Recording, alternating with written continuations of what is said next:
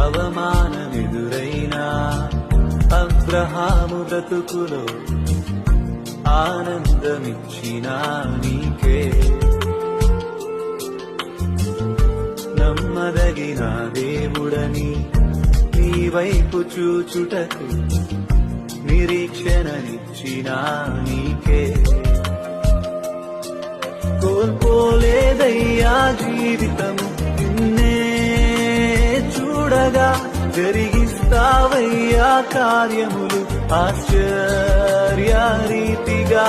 కోల్పోలేదయ్యా జీవితం నిన్నే చూడగా, జరిగిస్తావయ్యా కార్యములు ఆశ్చర్య రీతిగా.